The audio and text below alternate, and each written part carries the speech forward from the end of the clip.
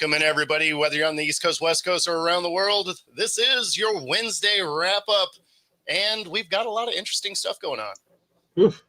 I mean, the free agency wheel never stops turning, I guess, and some interesting decisions this past week, or this past couple of days, excuse me. He always keeps it interesting, doesn't he? He does. How's it going, Rod? So, I mean, we got to light this thing off with Wilson headed to the Giants. And, you know, weird that they went and got Winston and Wilson. Yeah. Wilson seems like he's got the people want him but don't trust him, so let me get Fields and let me get Winston. And, I mean, I think the biggest question out of this is, does that pull them out of drafting a quarterback? Because they're picking at 3, I believe. Yeah, they're picking at 3. So does that pull them out? Because now they have 2 essentially bridge guys. Yeah. So I've heard a couple different things on this. What's up, man? Good morning. If one of those guys falls, honestly, you know, Titans and Browns both need a quarterback, so there's a good chance both those guys are gone, right? If one of them does fall through, the Giants still take him. They have their quarterback of the future, and they don't have to play year 1 guaranteed because of 2 guys, right? I've also heard they'll draft one of their round 2, round 3 guys, and they'll have both their bridges for that too. To me, what it says is you're basically kicking yourself out of drafting a quarterback next year because you just won 4 games. You got the number 3 pick. And this has been one of the things I've been saying. I tried to say it to a Giants fan. He got really mad at me, so I had to shut up. I said, you don't want a decent quarterback this year if you're not going to get to draft your guy this year because you want to stay in the sweepstakes for next year. And what Russ and Winston will do is they will win you just enough games to push you into that, the 7 or 8 win thing. What it'll do is the current regime will say, see, we had progress. We won 4 games. Now we want 8. We're headed on the right track while still having no long-term plan for their quarterback because you can't draft one next year if you're winning 8 games. So, yeah, but I don't know. Doesn't that sound like a Giants thing to do anyway? It does sound like a Giants thing. But that was my whole point when I made that argument on another show. And I got it did not go well for me. So I won't be doing that again. The thing is I don't know that the current regime lives through this season if they don't win some games. And that's the problem. Be able to select their guy, right? So this feels more like Dable is like, we have to do something this year to try and win games or we're all fired. Yes. No, that's exactly what it is to me. That's what I'm saying. We're going from 4 wins to 8 wins. We've won more games. We're showing progress. We're moving forward. But no, it's such a bad plan. And then, like you said, like why are we getting Winston and Russ? Yeah, we just really don't trust Russ. I mean, Winston will come in and win you 2 games and then lose you 3, and those 3 games will be 9 interceptions with 3 pick sixes. So it'll be entertaining. It also feels like, hey, we signed these guys, so if we lose this season, it's also not our fault. So, I don't know. As long as they didn't block you. Yeah. They still allow me on their show. I just don't talk about Giant stuff. So, that's it. But it's just a lack of planning on the Giants' part, and that's what's got them into this. And the argument was made also, well, you know, they deserve a chance to pick their own quarterback. And I said, well, they paid Daniel Jones. That's picking a quarterback. They didn't have to do that. So they thought they had their guy. Daniel Jones. So it's not like they didn't pick him. I thought Dable wasn't around when Jones was drafted. Oh, did he come in the next year? Yeah, he came in, I think, the next year. Okay. Yeah, I think that's what it was. So yeah, he didn't draft him, but yeah. Even still, I mean, they did pay him. And that was my point. They paid him. That's a decision, you know, into it. So because if they paid him and he had turned out to be great, then they'd be saying, see, hey, we made the right choice. So it can't work both ways. Oh, it didn't work out, so now we're not holding you to that one. That's not your fault because you can draft him. So Yeah. No, I'm with you. It's funny though, because like with what they're doing, you have to imagine they are grabbing Hunter, right? Yeah. Like you have to assume that's what they're getting. They grab Russ, they grab Winston, they have Neighbors. You go get Hunter in whatever capacity they decide to use him in. Right. Personally, I still think he should be a DB that has offensive packages, but I've heard a lot of speculation that he might just be out and out of receiver. Really? Yeah. And I mean, in a way it makes sense. And the only reason I say that is if you're doing it for money, you want to be a receiver. True that. So, you know, like if you were starting as a kid right now, if you were starting playing football, what's the position you're not trying to be? A running back. Yeah. Right. That's out. Yeah. I mean, for real. So it's just like, okay, if you're looking to get paid by the league, I mean, DBs make some money, but receivers get paid. From here, yep. So, I mean, strictly from that standpoint, if you're Hunter and you could play either way, why would you limit your ability to make money? Right. Yeah. So I think that's where the speculation comes from. I think he would be a better DB, but I do too. That was my thing with him. I absolutely think he's better on the defensive side of the ball. So. Oh, no question. No question. But if you can do both and you could get drafted as both, 20 million, 40 million. Why is that pile so much bigger? I mean, you know, it's like twice the size. It's crazy. Yes. So, and I feel like wide receiver is easier. I just feel like DB is one of the hardest positions. I think I said that before. Yeah. And to keep your sustained success year after year to be as tougher as well, too. Well, and all the rules are against you. Yep. Right. Like, I mean, they keep making it harder and harder to play defense. So, I mean, yeah, I don't know.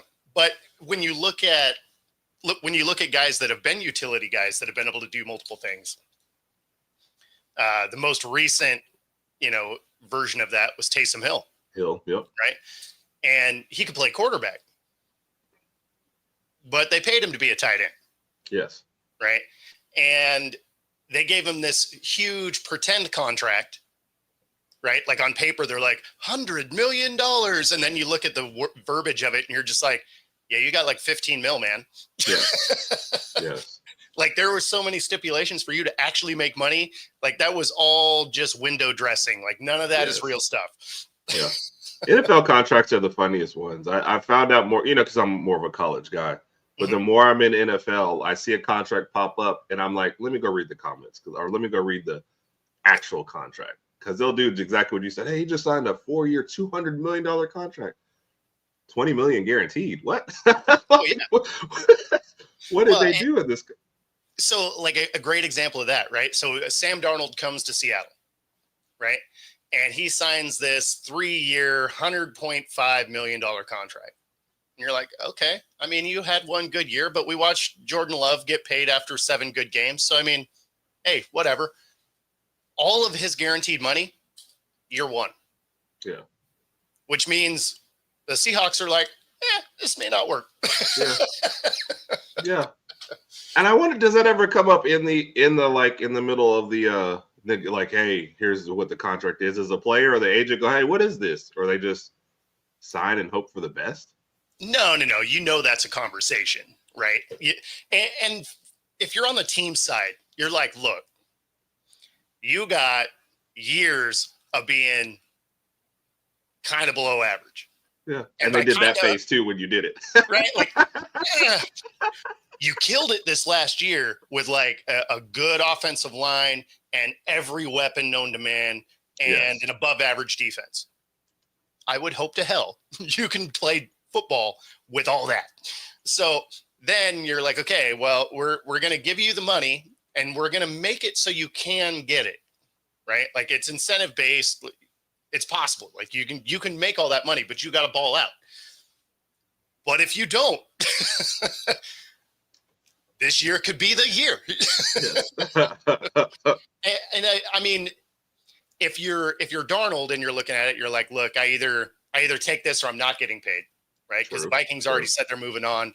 Anywhere else you're going to go is going to be a bad team. At least the Seahawks are like a middling, growing team. Right. Otherwise, you're headed to the Jets or the Giants or, because nobody had signed anybody yet. The Browns, maybe.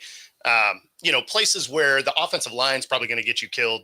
And Darnold is that guy that needs an offensive line. So I think if you're the player, you're like, yeah, I'm going to bet on myself. Like, I know I can be that guy. Right. I'm pretty sure I can be that guy here. And from Seattle side, you're like, yeah, well, I mean, show us you can be the guy and you can make all this money. So, but when you look at it on paper, you're like, man, that is not worded awesome. Right. No, that's what I always think. But I mean, you make a good point about it. So I guess it kind of protects definitely protects the team. But I feel like most contracts protect the team unless you just totally give up in negotiations. Unless you're Deshaun. Yeah. Just like, whatever. We got plenty of money. We're fine. Yeah. That's a situation for a different day for sure. The Deshaun debacle. Yeah. I still don't understand how that came about. Well, especially because he was like, oh, yeah, I'm not going to the Browns. And they're like, what if we just give you this wheelbarrow of money? And he's like, I love the Browns. I love the Browns. And, the Browns always make such good decisions at quarterback. You just knew it was going to work out somehow. Absolutely. Another guy that found a new home, Stefan Diggs, headed to New England. Now you're looking at a 31-year-old receiver that's been a head case on his third team in 3 years.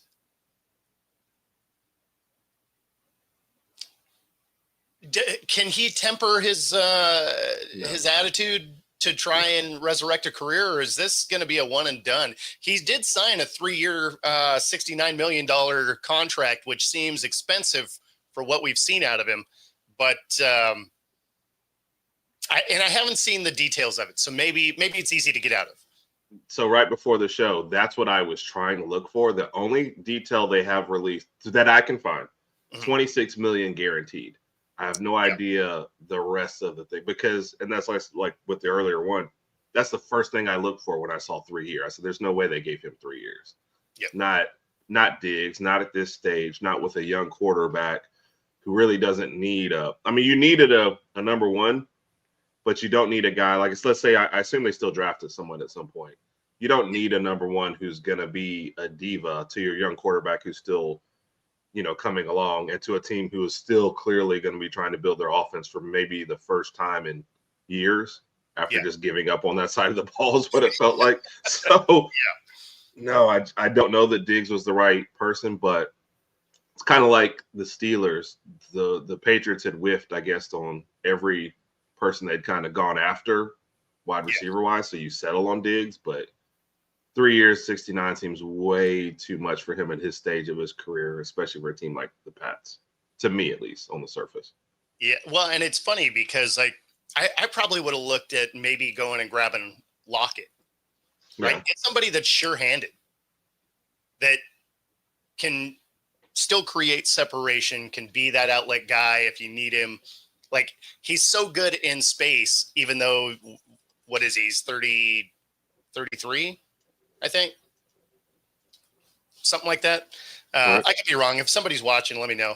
I can't remember how old Lockett is. 32, yeah. Oh, okay. 32. 33 in September, though. So when the season starts, he'll be 33. Okay. So I was there. So, yeah, I mean, I think with a younger receiver, having a possession guy probably makes more sense than just the deep threat. Not to say that Diggs doesn't have a decent route tree. He absolutely does. But he can be that culture killer. Yes. Just looking at the guys that were available, it's just like, I don't know. Like, you could get Lockett for nothing. Yeah. And I think that's the dual point. You could still get somebody else after Lockett. Like I said, you could still go with your plan to draft somebody else, but you don't have to worry about all the extra stuff with Lockett. Like, you never heard about Lockett except on the field. So, yeah. Now I would totally support that. What's up, JB? One of my good friends there, man. JB, a good guy, man. So yeah, it was just a weird move and weird when I saw the headline pop out. And I've got like 3 windows up here where I'm clicking trying to find out what's actually going on in that contract. This can't be. No, I mean it's always weird because the details do always take a little while to come out as far as what the contract is. But man, I really hope that's a front-loaded contract.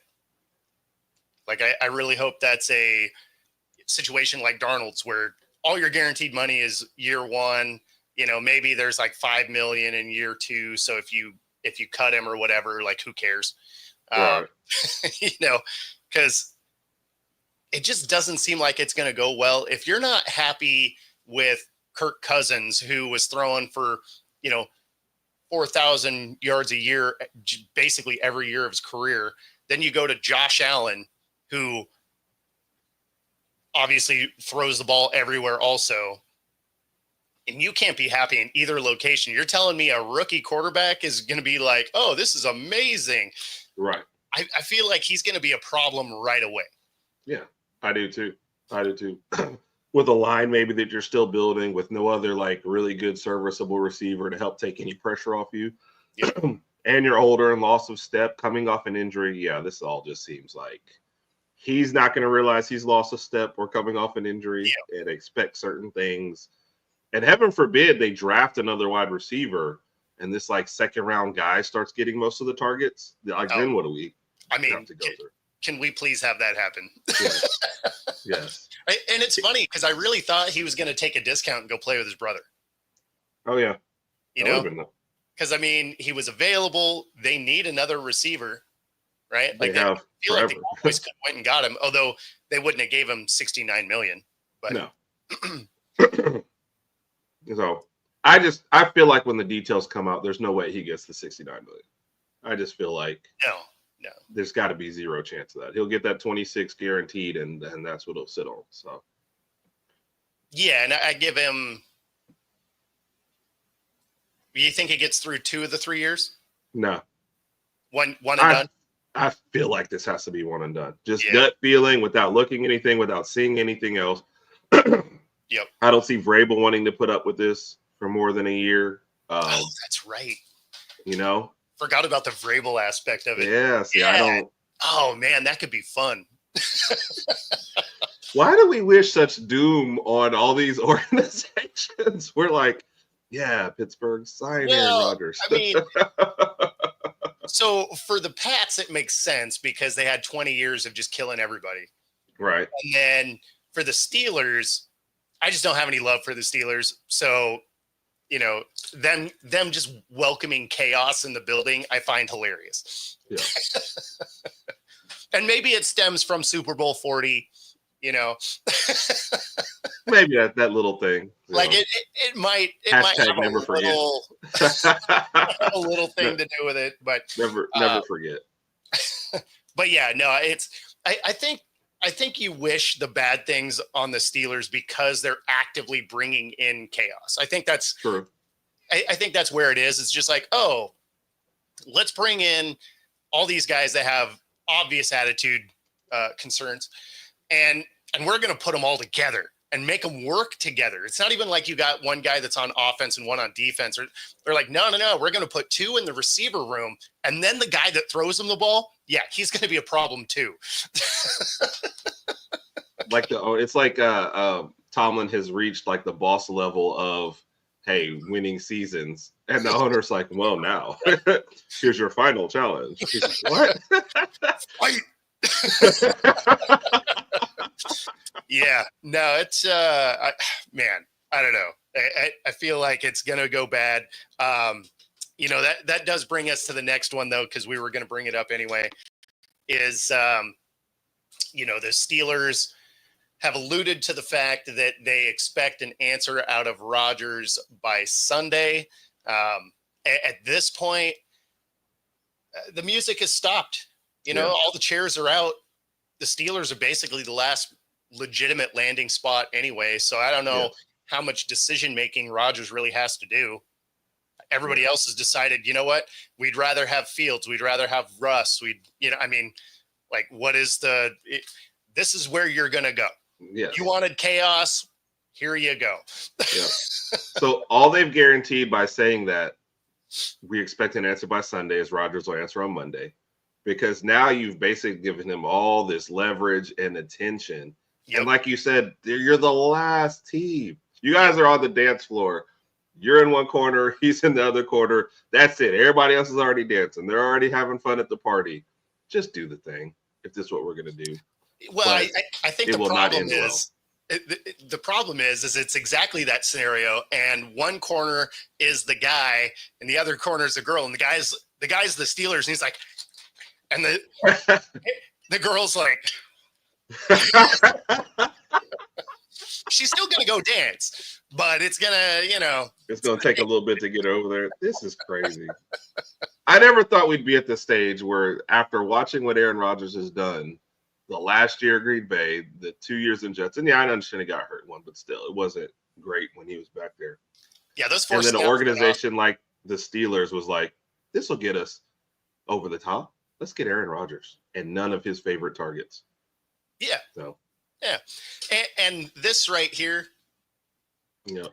That would be hilarious. Yes. If the Steelers are like, yeah, dude, we gave you this time. We gave you till Sunday. Like, you've been living in a cave. I'm pretty sure you could figure out this one decision, but you couldn't. And so we decided that, Rudolph's the guy.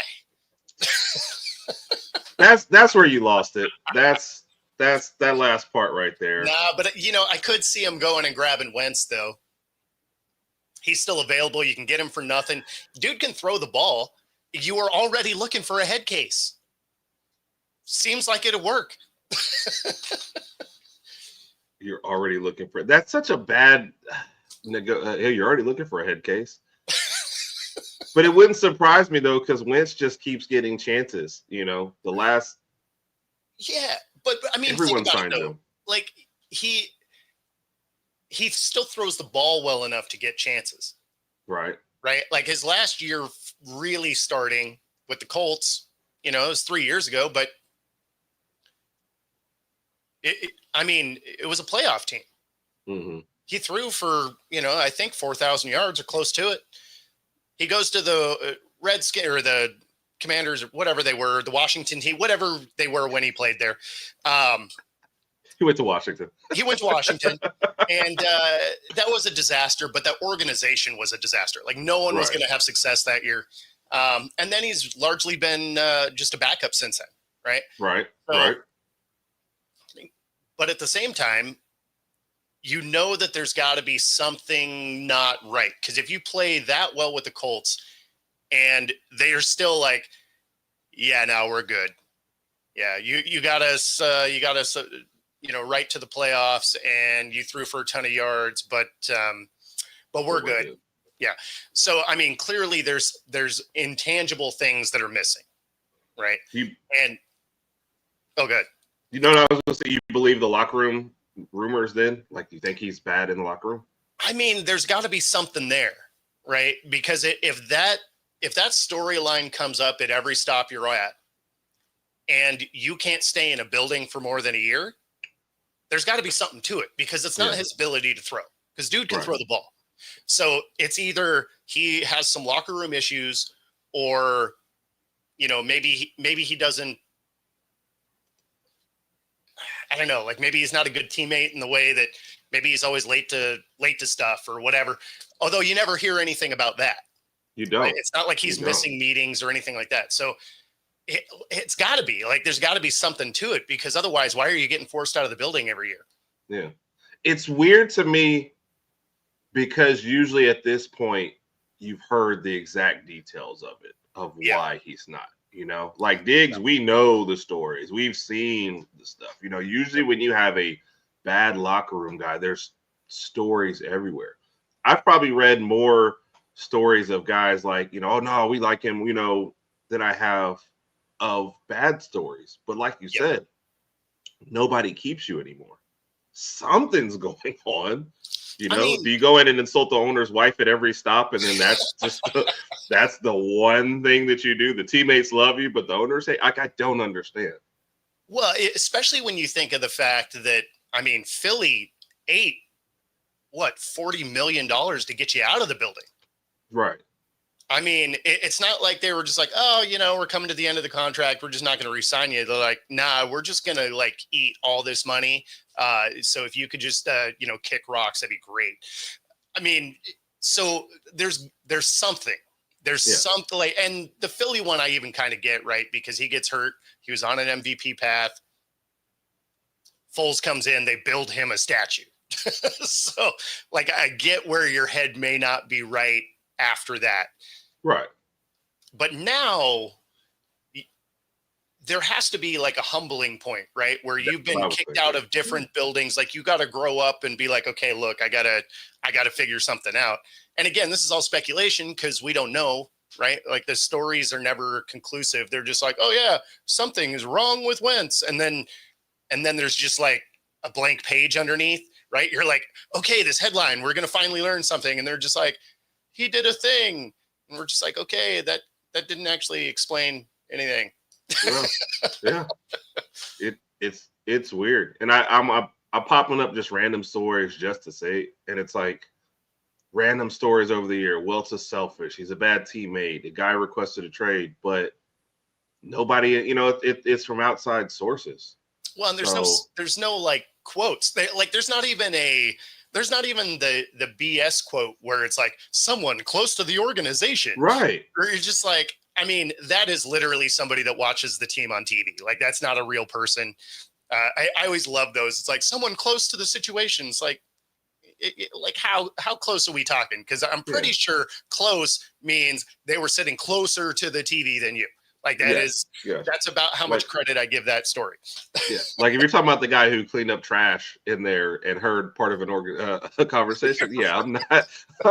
No, he wasn't in the room, but he was passing by and heard yelling. Yeah. Oh, thanks. Seems legit. Yeah. No, so it's so I don't know. I think that's probably my biggest issue with it is it's speculation, but there's a lot of years of it.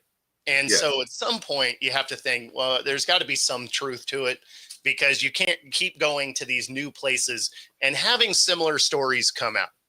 Like there's got to be something to it. Plus, when you get a chance to start, you still throw for 4,000 yards and they still push you out. Like, I don't know. There's got to be something off the field that is hurting your ability to stay on the field. Yeah. 30 for 30. What went wrong with Wentz?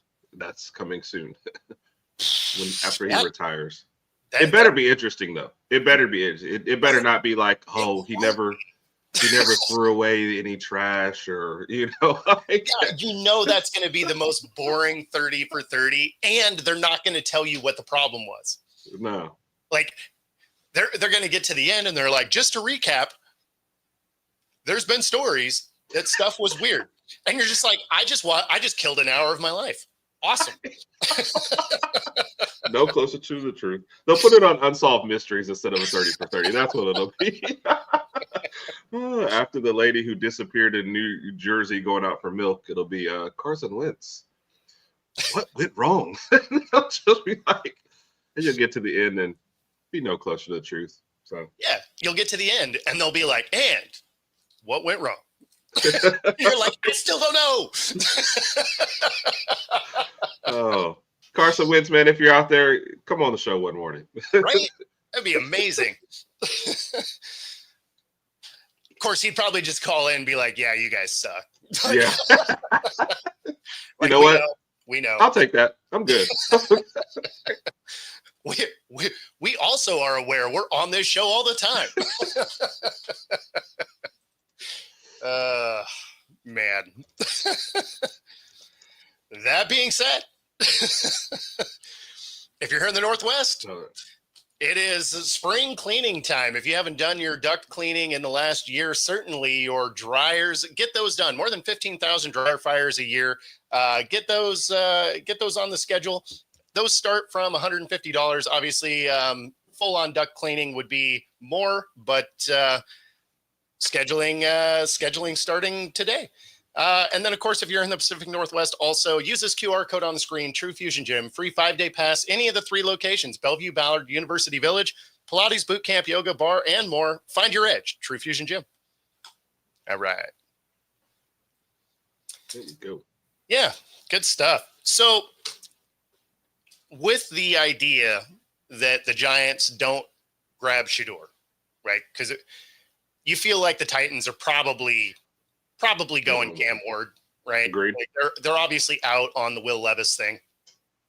So you look at, excuse me, you look at the Browns. Like you would think if the Browns don't take Shedeur, right? And the only reason I say that is I feel like Dion might keep his kid from going there, right? Yeah. Might do that Eli Manning action. So assuming that the Browns don't and they take Hunter, which probably makes the most sense. The Giants have their guy. So then do they grab the first tackle maybe? Right? Maybe actually try and protect those guys behind the line that, have largely gotten murdered the last 5 years. You're asking now, though, the Browns to do like smart things. That's true. So they're just going to grab viewers. Yeah, that would be amazing. I mean, just because of the way the boards are breaking, I could see them grabbing Abdul Carter because of, everyone else says this is the top guy. Yeah. And maybe it not making as much sense as grabbing, a tackle that's maybe overvalued at that spot. If I was them, if I wasn't getting a quarterback, I'd see if I could get anybody to bite on trading down. Maybe, because it's a weaker class, maybe people don't value Shedeur. But I feel like you at least have to take some phone calls about that if you're not going to draft. I think for the Browns, it's much better to be drafting later than overdrafting somebody at 2 that they could get later on. Well, especially when you think of this quarterback class, Cam Ward. I mean, Shedeur for sure, but Cam Ward probably, if you look at last year, isn't even in the first round. Right? You look at last year's draft, Cam Ward and Shedeur are second-round picks. Right. So, yeah, I wouldn't give up draft capital to move up to grab one of those two guys. Yeah, I wouldn't. I might for Hunter. Like if I really was convinced Travis Hunter could be the next, dominant defensive back, right. I could see moving forward if you're close, right? So you don't have to give up the farm to go get him. Yeah. But I don't know. And I mean, the only reason I bring this up is then you start looking at the draft order. You could actually see Shedeur fall all the way to 9. Yeah. Because the Pats don't need a quarterback. They got their guy. Jags have Lawrence, right? Raiders just got Geno. May or may not be interested in Shedeur, but I mean, they're giving Geno $45 a year.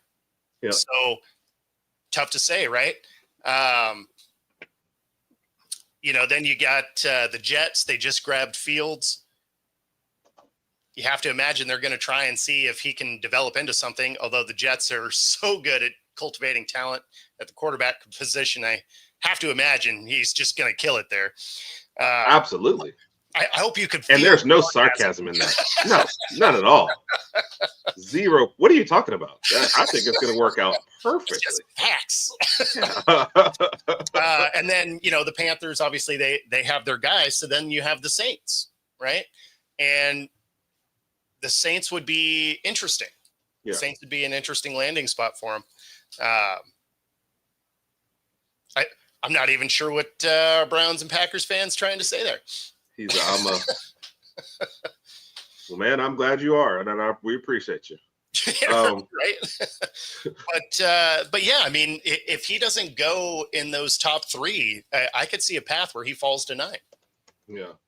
What's interesting with the Saints too, with keeping Carr, half the fan base thinks they should give Spencer Rattler more time, and the other half is like, yeah, let's jettison the whole quarterback room as soon as possible. So that would be an interesting one. I just don't know that they can build around him with the way they've mismanaged the salary cap. for so long. That team's going to be terrible this year. Like there's nothing they can do about it. Their cap management is biting them this year. Like this is the year where you're going to do nothing. It's kind of like the Cowboys, right? Like they kick the can down the road far enough that this is that year, right? Yeah. I mean, for the Cowboys, they have Dak going to hit their cap for $90 million. You got one dude eating up 30%, 40% of your cap. Like it sounds like something you're making up, by the way. Every time you say it, I'm like 90. Yeah, no, I mean, it's just wild. Yeah. Well, if you weren't a sports person at all and somebody said, hey, they've got a guy on their team getting 30% of the cap, 90 million, your next question would be like, how many championships have you won? Like, right? Yeah, like, has to be. How dominant are you? Like, how many MVPs? Yeah. And they're like, oh yeah, actually, he hasn't gotten a vote, but he got second 1 year. He got second 1 year. He did. That's true. Yeah, he did get a couple that year. Yeah. Yeah. So awesome. That's for 90 million. wait a minute. And then when you think about it in this context, his cap hit is higher than Josh Allen and Lamar together combined. You're looking at 4 league MVPs between those two guys. Yes. So yeah, no, it seems awesome. Yeah. I mean, they're on the right track, clearly. Absolutely. So close. This is probably their year. They're them boys. Yeah. Well, they've hired a great head coach now too. They're just going to prove that they don't need a second wide receiver. CD will just do it all out there. Well, wait till they start paying Micah. That'll be great. Yeah, can they? Can they pay him? Right? They're going to tell Dak to pay him. Probably. They're like, hey, just kick him off a crumb. It'll be all right. Can you cover Micah? We'll give him 20. You give him 20. What do you say? Man. What a disaster. But yeah, I mean, so back to the Saints anyway. It's the thing is Carr is not a bad quarterback. But you do have to give him a path to success, right? Yeah. Like he's not great. He's not elite. Like he needs a good defense, and he needs players that are trying to play all the time, right? Like when you watched them last year, it seemed like they had players that didn't necessarily always give their best effort. Agreed. Which doesn't work. Like he is that mid-level guy. So he's the Joe Flacco's, Andy Dalton's. Like they can sling the ball, and they can absolutely help you win. But they need things, right? Yeah. Like they can't go play hero ball and win. They can't. They're going to make mistakes. And so you need a good enough defense to give them the ball back if they do. They need receivers that can get open. They need a solid running game. And that's not an indictment on them. I mean, there's 3 or 4 elite hero ball type guys, and then everybody else is guys. Yeah. And he happens to be one of those. But I mean, you can win with that guy. Yeah. But you have to have a good like you said, a good organization around him, and somebody who's not mismanaging every asset that you have beforehand. And that's why, it's not going to work in New Orleans. He's going to waste the last part of his career staying there. But no question. I mean, basically, he went from the Raiders that was dysfunctional when it comes to management of players to the Saints, which was basically the same thing. And it was funny because when he went there, you're like, oh, he's at least going to have a defense, right? Because with the Raiders, even though he was throwing for 4,000 yards a year, they had one of the worst ranked defenses the entire time he was there. Right. So then he's headed to the Saints, and you're like, okay, he's going to have a defense. They had kind of a middle ranked defense. You're like, okay, he might have a shot. And then they destroy their defense, and the offense doesn't seem like they want to play. And you're just like, wow, that is rough. Yes. Dude, but the talent, like you said, had been, they were favored to win the division the first year I think he was there. I think I even picked him on the show. This past year, they started off the year well and then fell off a cliff. It's just something about that. Huh? Well, he got hurt also. Yeah, well, I guess that's also kind of part of it. I think he gets hurt now every year with the Saints. But yeah, there's just not enough there anymore. I was surprised they re-signed Kamara the way they did, because I was like, he's just Yep. going to waste the end of his career when you're already, like I said, over the cap and in salary cap hell, as they say. Yep. I understand wanting to keep him. I guess the fans I even heard a podcast. Oh, that's great. I was like, it's really not, It's because not. you're not doing anything with him for the Just rest of blow it his. all up at Yeah, this point. Just blow it all up. yeah, Because, I mean, what is the point of keeping Kamara or Carr yeah, or any of them, honestly? yeah. Like, what? You are so buried. It's not like you can bring talent around him. Right. So this is just going to be an ugly year no matter what you do. So why wouldn't you start getting younger? See if you can get some draft picks out of these guys, even if they're not great ones, right? Like maybe it's a third or whatever. I mean, start to just bring in talent again, because you can't pay anybody anyway. Right. But what you'll get out of Carr Kamara is the same, kind of like what I said with the Giants. You're going to win just enough games to keep you away from drafting your quarterback of the future next year, unless, like you said, Shador falls all the way to you. Yep. But you won't be. I agree with you. Blow it up. Have a terrible year this year, and I mean truly terrible, not like 6-win terrible, like 1-win terrible, and be in the market for next year. I mean, the thing is they might end up that way anyway. I just feel like they're gonna squeeze. Like Carr and Kamara will have like 2 great games, and then they'll luck into something else, and maybe they'll split with the Panthers. And right now they're at 6 wins, and you're like, oh, see, that's not terrible. Yeah, it's not terrible enough to get. I'm just of the whole. Hey, we're either trying to win a Super Bowl or get the #1 draft pick. I guess I'm an all or nothing guy. And so it depends on what the nothing is, right? So this is where I always have a weird feeling towards it, because it's, if you're going to be a 4-win team, then blow it up, get the draft pick and move on, right? But if you're a team where people are mad because they're like the Steelers, they're like, oh well, he gets in there but he can't do anything. It's like, yeah, but you got in there, and that's the first battle, is getting into the playoffs. Then anything can happen. I mean, we watched the Giants do it from a wild card position to take down, the most dominant Patriots team ever. right. So if you can get your hat in the ring, I would rather be that 9-win team that just squeaks in there but has a shot than be like, oh, we won, and then we're just going to suck for the next 5 years. It's like, yeah, I don't really want my team to just get crushed constantly. Like, give me a team that can compete. Right. Doesn't necessarily have to be elite, but give me a team, because all you got to do is go on a run, and any team can do that. Yeah. And that, I don't suggest it for everybody. Like for the Steelers, yeah, you got yourself if you can solve maybe one position, you've got a much, much better chance of doing it, or at least one side of the ball.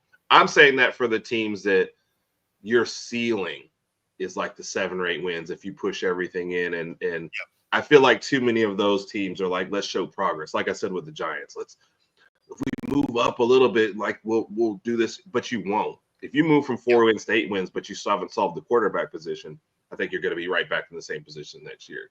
So yeah, but it saves your job.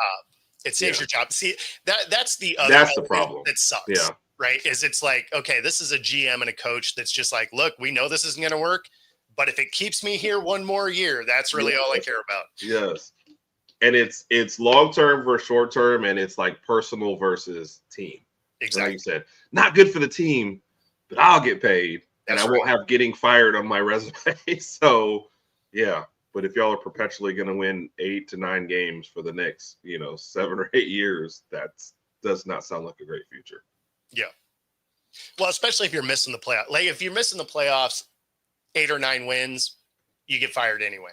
Yeah, true. But if you squeak into the playoffs, then they're like, oh yeah, it was only 9 wins, but they got in the playoffs. And all of a sudden, for some reason, that sounds different. Still a 9-win team. But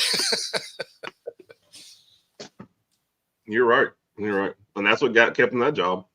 Got in there, beat the Vikings, and everybody got years added on, and Daniel Jones got paid. So that's kind of, to me, where the downfall really started. Oh yeah, I mean, deciding to pay Jones. I don't love that the league has gotten to the point of, oh, you had one decent year, here's the bag. Now, Yeah. some of that has to do with timing, right? Like if you just have your amazing year in a contract year, hey, good on you. I'm not mad at it. Yes. But I would still have pause if I'm the GM, right? And be like, it'd be like the Darnold situation. Be like, yeah, we understand that you were great last year, but you got like 6 years of being, Yes. Yes. That is the proper. But you know what it is, though? It's when you're signing your own guy like that, like a Daniel Jones, if they let him go and he's good elsewhere, then you look really bad. And they're like, oh, we let our own guy go somewhere else. I feel like that's why they'll give that guy more money. Like the Seahawks, they're not invested in Darnold. So like, yeah, we'll pay you this. And if you're bad, or like the Vikings, they were like, he wasn't originally our guy, so there's not as much pressure to keep him. If he's good elsewhere, that's great. But we can say, like, look, we couldn't pay him all this because look at the past. But when it's your guy that you drafted, nobody wants to look stupid. So like, yeah, we're gonna pay this guy extra money, even though we have 3 years of bad evidence, but this one good year, and if he continues this one good year somewhere else, we look terrible. And then I'll probably get fired. So like half your decisions are I don't want to get fired. With the Giants situation, though, like when you were looking at production, I would have signed Barkley and I would have tagged Jones. I'd have been like, hey, we're going to have you play under the tag because we want to see you be able to do this again. Yep. And stop with these smart decisions, Bo. What's wrong with you? What's wrong with you? I feel like these GMs make a lot more money than me. And so I feel like some of these basic things should be like right there. Too much faith in humanity. That's probably true. That is probably true. Man. So in other sports are happening, believe it or not. Oh, wow. And who knew?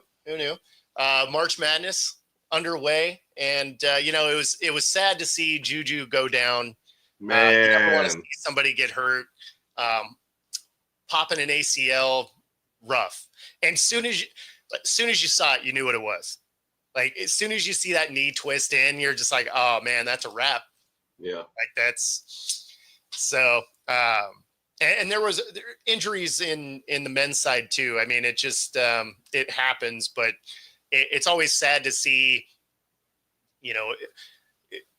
Especially when it's. I think especially when it's a player that's kind of bringing notoriety to it again, right? Because you already had Clark and Reese. They've already moved on, right? So they're looking for their next stars. Juju was absolutely one of those, right? Yeah. So you're just like, okay, here we go. This is the next, the next one to like build the storyline behind. And not to say that there isn't a story there, obviously, but it kind of deflates this March Madness a little bit because that team's not going to win without her. No. And they were number one seed and kind of, I watched them against like UCLA and kind of barely hanging on even with her out on the court. I feel like they don't have no offense to the rest of them, but I don't feel like they have a shot. But to your point, one reason why we were paying so much attention last year is there were so many storylines, and in the women's game, the players carry the storylines way more than the teams. I think South Carolina may have been one of the exceptions because they were the general team, but for the rest of them, like you were naming, he said Caitlin Clark, Paige Buchers from UConn. For this one, Juju was probably one of your biggest, if not your biggest. She's the one you see all over the place. You're seeing her way more commercials, and I know that doesn't always the measure of success, but that's kind of what pushed Caitlin Clark up. We put her with Jake from State Farm. We're like, hey, she hugged him before she hugged everyone else at the draft. You know what I mean? Like these are the things. So no, to me, it hurt for USC, but it also hurt for the women's game to have her go down like that. It's a shame. And then the ACL this late, you're like, oh, how much does it affect her next year too? Like, I hated the whole situation for her. Yeah, I mean, you have to figure she misses half of next year. Yeah. So, and even if she's back, she's not going to be like back, right? Like she's going to be playing into rehab, right? Like it's so. Even when she gets back, she's not going to be what she's been. But I mean, and this is something that I said for last year is the women's game, because you get to watch these storylines build, unlike the men's side where there's a lot of one and dones and stuff like that. So you don't really follow the men's side the way you used to. You used to have these good storylines that would go through the progression. And then, now you have that on the women's side, and the men's side is just, he's there, but, or, what just happened, 2 games into the tournament, you got a player transfer portal. And you're just like, I mean, first off, they got to fix that. Yes. You got to fix the transfer portal. You can't have the transfer portal open during, so players miss their bowl game or miss March Madness. I mean, are you kidding me? The biggest tournament of the year. You're just like, oh yeah, just kidding. Bye. Like, what is that? Yes. Because there's some, right. They pointed somebody, I think, on Michigan's team into the transfer portal, and they have a game Friday. And they were like, oh, it's only averaging 2 points. But I'm like, if I put in all the work for being there all year, and let's say Michigan goes on and wins the whole thing. I know they're not favored to, but you just, like you said earlier, you just never know with all these things, right? You're going to tell me that guy's going to jump off right before that. Like, I don't get it. And I also don't understand with a lot of these kids, they're rushed to think, oh, if I'm not in there now, nobody's going to pick. Yeah, guess what? People are always coming after you. The ones that are still in it now, you just didn't really have a shot anyway. But I didn't understand the portal opening then. I don't like it before the bowl games either. The whole thing's stupid. So it's Scottie Pippen's son with Michigan. Yeah. 2 days after Sweet 16 birth. So it's not like it was it's not like it was the the first day, right, where there's 5,000 teams in the tournament. Right. Like Sweet 16, like you see the championship at this point. Yes. And you're just like, that's cute. I'm not doing that. I don't get that. So is there just no love of like, hey, the teammate, did everyone just hate you and you hated them all and you couldn't wait to get out of there? Hey, first day it opens, I'm out. So like with a rare good point. Good job, Raj.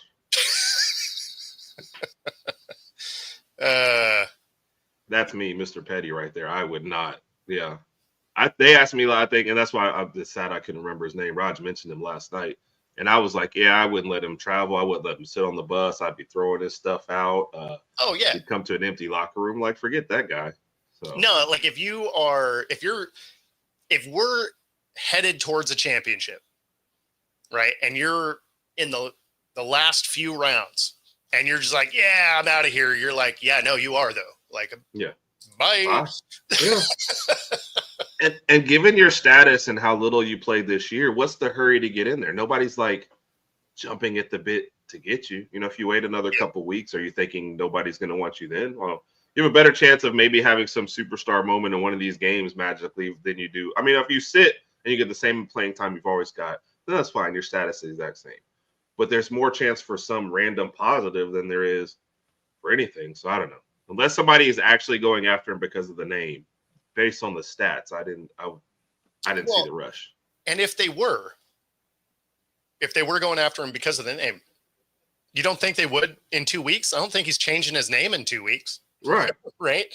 I mean, and for me, and again, I loved playing, right? So I can't imagine the, you have a chance at a championship, but I'm just going to go over here. It's cool. I don't know. It just seems weird to me. Yeah. No, I agree.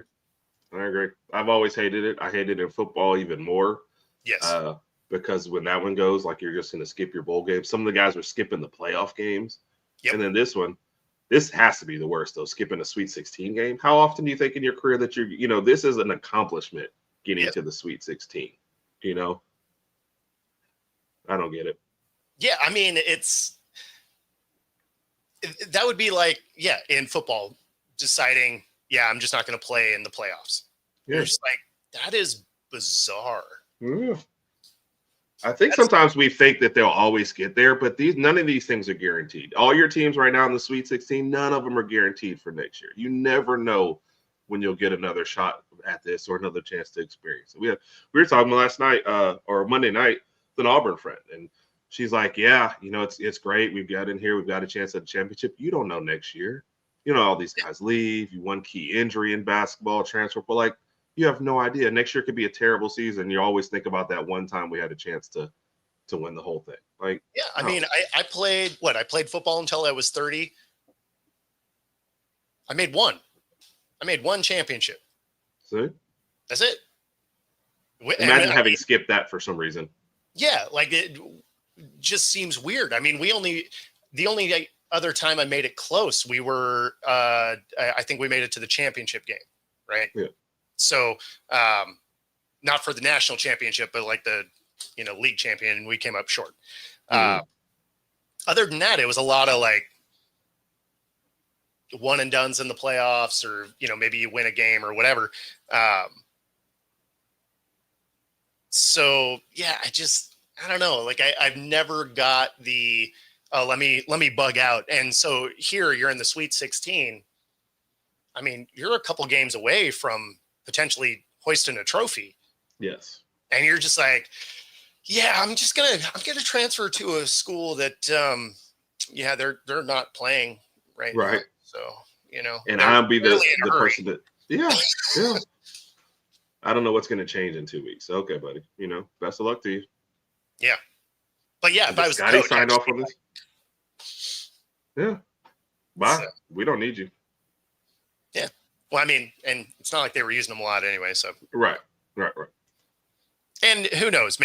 Maybe because he's young and he's just mad that he's not getting playing time. Maybe he's like, I'm out of here. Like, I feel like you look back on that and you're just like, yeah. After your career's done, whatever, you probably look back on that and be like, yeah, that was probably dumb. Yeah. So, especially if Michigan does something. He'd still get a ring, right? He'd still get a ring. He's on the roster. I would hope not. I would tell him I mailed it to him. I mean, mail, buddy. You probably get one. I'd hate that. I don't know if you're him, you could wear it. Right.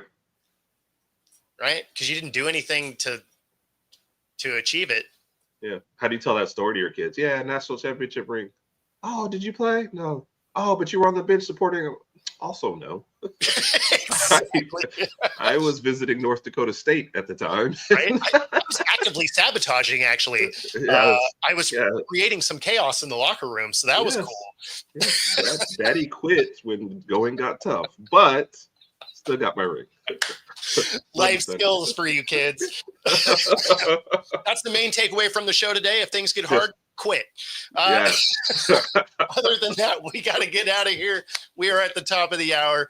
Be sure, if you are watching on YouTube, to like and subscribe. Helps us bring our content to you, especially that subscribe button. It is super important to content creators. If you're watching on Roku, stay tuned for the next hour. Otherwise, we're going to get out of here. We'll see y'all next week. Take it easy, everybody.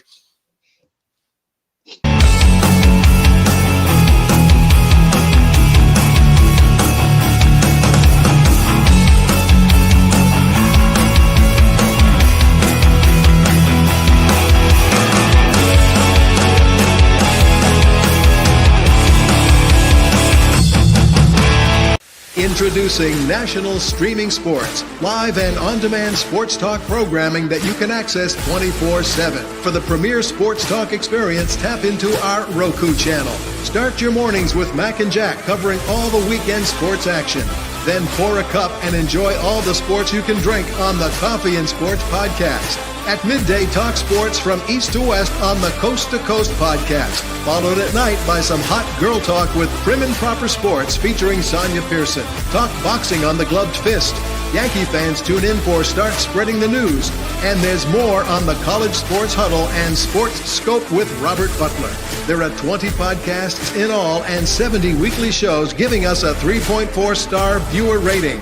To find us on Roku TV, search for National Streaming Sports on the Roku search bar. Click on the logo and you're in. National Streaming Sports.